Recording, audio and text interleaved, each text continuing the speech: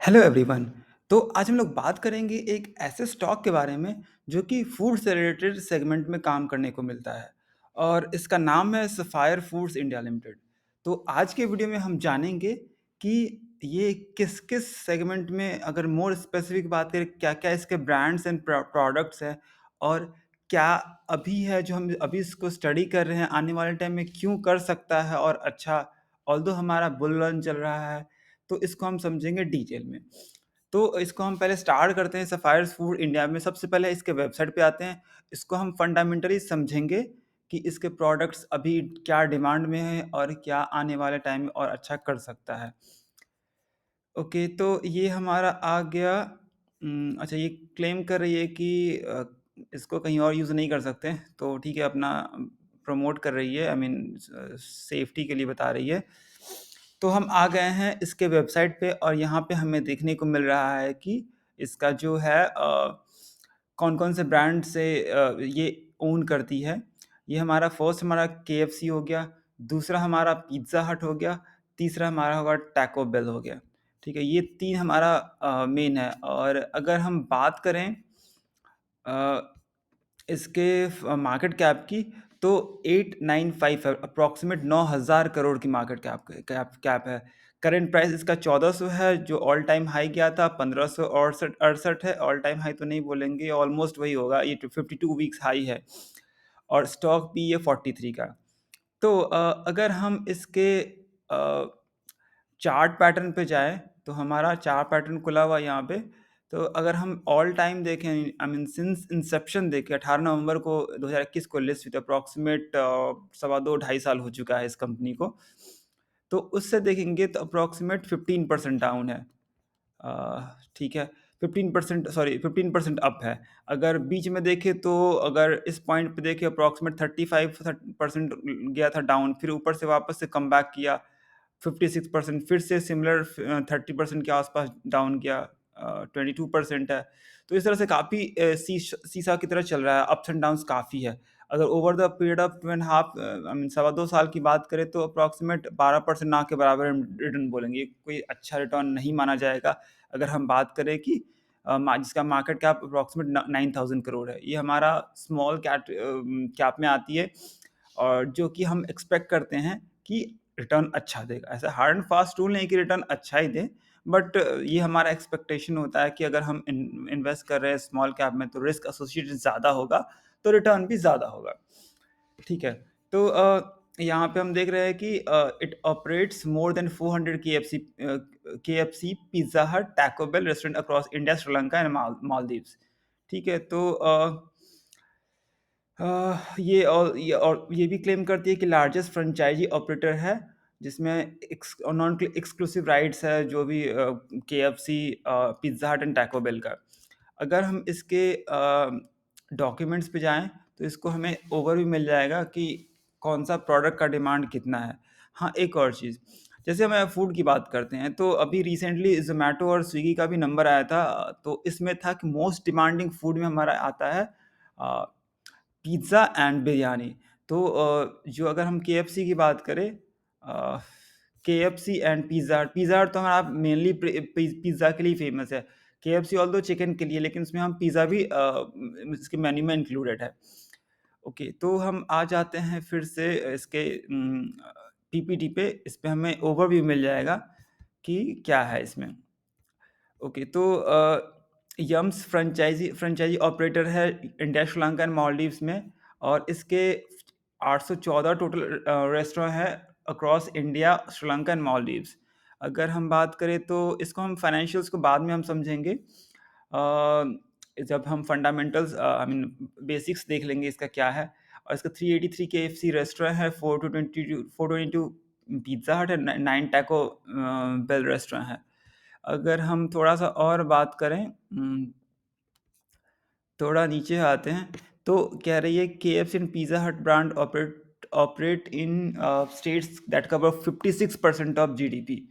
तो मतलब इन स्टेट्स में कवर करती है, जो कि जीडीपी का 56% में है, परसेंट आई मीन शो है। जो स्टेट्स की बात करें, तो हमें यहाँ पे देखने को मिल रहा है, इतने स्टेट्स में हमें देखने को मिला है, इंक्लूडिंग श्रीलंका एंड मालदीव्स। और हम बात करें थोड़ा-सा और नीचे आते हैं, ये हमारा रेस्टोरेंट का। अगर हम फाइनेंशियल 21 में देखेंगे तो 437 था, फिर हमारा कितना हो गया 579, फिर वो कितना हो गया 4743। तो 2 साल का कैगर की देखें 30% इंक्लूज़ है, इंक्रीज़ है। सेल्स की बात करें तो 49% का व्होपिंग इंक्रीज़ है। और पैट की बात करें तो हमारे पास डेटा अवेलेबल है नहीं इतना, उसको हम देखेंगे स्क्रीनर पे। ठीक है, ये हो गया हमारा रेस्टोरेंट अकाउंट हो गया। और और नीचे आ जाते हैं हम, यहाँ पे फिर से हमारा हो गया केएफसी का देखने को मिल रहा है 203 से हमारा 381 हो गया। एवरेज डेली सेल्स की बात करें तो 106,000 था पहले, जो कि हो गया 131 हो गया, अप्रॉक्सीमेट 30% इंक्रीज है। अ, और हम बात करें रेवेन्यू की बात करें तो यहाँ पे 24% डाउन था, जो कि अगर हम 2023 की बात करें तो 20% ईयर ऑन ईयर ग्रोथ है। ठीक है, और हमारा आ गया, ये हमारा पिज़्ज़ा हट का हो गया 162 से 311, ऑलमोस्ट डबल हो चुका है। एवरेज डेली सेल्स की बात करें तो 50, ऑलमोस्ट फ्लैट ही हम बोलेंगे इसको। और रेवेन्यू की बात करें तो 22 से 26 हो गया है, जो कि अगर हम ईयर ऑन ईयर का देखें तो 2% फ्लैट ही हम कह सकते हैं। ठीक है, और यहाँ पे इन्होंने टोटल करके बताया हुआ है, जो कि ईयर ऑन ईयर 28% है, और ईयर ऑन ईयर अगर हम बेसिस पॉइंट की बात करें तो यहाँ पे 14.2 बेसिस पॉइंट इबिटा हमें देखने को मिल रहा है। ठीक है, और हम आ गई है हमारा बोर्ड ऑफ डायरेक्टर्स की बात हो गया। ठीक है, अब हम आ जाते हैं इसके स्क्रीनर पर डायरेक्ट। तो अब क्वेश्चन ये है कि हमें ये क्यों खरीदना चाहिए? अगर ये सेगमेंट में हम पीयर्स की बात करें तो पीयर्स में और भी बड़े-बड़े नाम हैं। फॉर एग्ज़ाम्पल जुबिलिएंट फूडवर्क हो गया, देवयानी हो गया, वेस्टलाइफ हो गया। तो हम सफायर्स फूड को ही क्यों खरीदें? तो सबसे पहली बात कि अगर हम इसके चार्ट पे जाएँ, अगर पीई की बात करें, तो अगर यहाँ भी हम देख लें पीई में, तो यहाँ भी हमें पीई देखने को मिला 43 का पीई देखेंगे, और जबकि जुबिलिएंट फूडवर्क का देखेंगे तो 156। अब ये मतलब, इसका मतलब ये नहीं कि जुबिलिएंट फूडवर्क खराब हो गया। बस ये हम देख रहे हैं कि इसमें सफायर फूड में 43 है, इसके और भी पैरामीटर्स हैं जिसके हिसाब से हम ये सोच सकते हैं, या फिर हम ये देख सकते हैं कि हमें स्टॉक लेना चाहिए या नहीं लेना चाहिए। ठीक है, तो अब हम आ जाते हैं सेल्स पे। तो सेल्स अगर बात करें, देखेंगे 2020 से हमारे पास 3-4 साल का डेटा है, तो 1 से 11 से लेके हो के हमारा हो गया 643 हो गया, जो कि जंप अप्रॉक्सिमेट 6 टाइम्स है। अगर प्रॉफ़िट की बात करें तो यहाँ पे माइनस में थी प्रॉफ़िट, जो कि हो गया 115 हो गया। अगर हम नेट प्रॉफ़िट की बात करें तो यहाँ भी पहले लॉस में थी, फिर थोड़ा-सा आई मीन अप्रॉक्सिमेट ऑन 0 के आस-पास गया, फिर माइनस में, फिर उसके बाद से लास्ट के कुछ क्वार्टर से लगातार ही प्रॉफिट में जा रही है कंपनी। अगर वही हम इसका ईयरली पीएनएल देखें, तो अगर 2018 की बात करें -41 करोड़, 2019 की बात करूँ -45 करोड़, 2020 में तो ज़बरदस्त कोविड में आ गया, सारा क्रैश ही हो गया 159 माइनस में, फिर उसके बाद -100 करोड़। उसके बाद अगर देखें तो ज़बरदस्त रफ्तार पकड़ा, डायरेक्ट 46 करोड़ प्रॉफिट, फिर 233 करोड़ प्रॉफिट, फिर 208 अभी टीटीएम दिख रहा है, आने वाला टाइम और ज़्यादा हो सकता है। तो अगर हम रिज़र्व्स की बात करें तो रिज़र्व्स इसमें अच्छा देखने को मिल रहा है, 48 करोड़ का।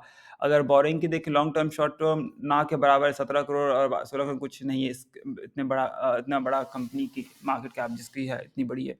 लीज़ लायबिलिटी तो सबका होता ही है, जो कि इनको लीज़ पे लेना होता है, इनको जो शॉप्स वगैरह होते हैं, रेस्टोरेंट होते हैं इनके। और हम आ जाते हैं प्रमोटर पे, शेयर होल्डिंग पैटर्न पे। तो अब इसमें बाकी इसके कॉम्पिटिटर से क्या डिफरेंट है? तो अगर हम प्रमोटर की बात करें तो इसका पहले 51% था, जो कि होते-होते अब हो गया 41। तो अब ये क्वेश्चन आएगा कि यार ये तो प्रमोटर निकल रहा है, अब कैसे समझेंगे कि ये अच्छी कंपनी या फिर अच्छी नहीं है? तो देख रहे हैं कि हाँ, पे ये ले कौन रहा है? तो अगर हम देखेंगे 51 था, जो कि अब हो गया है 41। अगर हम एफआई की बात करें तो यहाँ पे 15-16% से 23% हो गया। डीआई की बात करें अप्रॉक्सिमेट 8.5% से लेके 28% हो गया।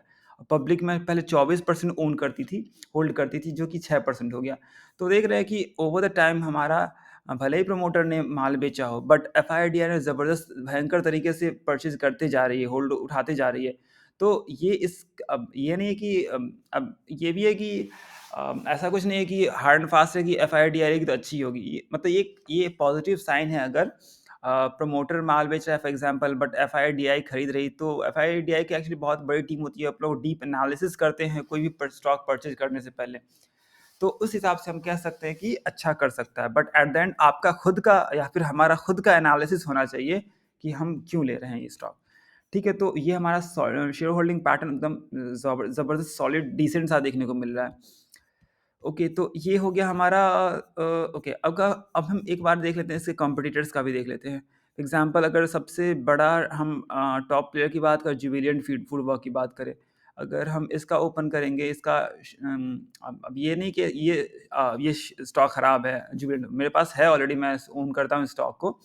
तो बट ये हम कंपैरिज़न कर रहे हैं कि इसका एनालिसिस में कि हम क्या है इसका। अगर हम चार्ट किसी चा ये हमने देखा, इन्वेस्टर्स का देख लिया, 41 इसमें भी रखा हुआ है, बाकी के जो एफआईडीआई ने रखा हुआ है ज़बरदस्त, फिर 9% पब्लिक के पास है। अगर हम इसके अगर हम इसके पीई रेशियो पे कंपेयर करें, तो हमने देखा कि 56 का पीई है, देवयानी पे है 107, जबकि अगर हम जुबिलेंट की बात करें, तो अपने टॉप से आई गेस देखते हैं यहाँ पे, अपने टॉप से 30% के आसपास डाउन होगा अप्रॉक्सीमेट। देख लेते हैं जुबिलियंट्स।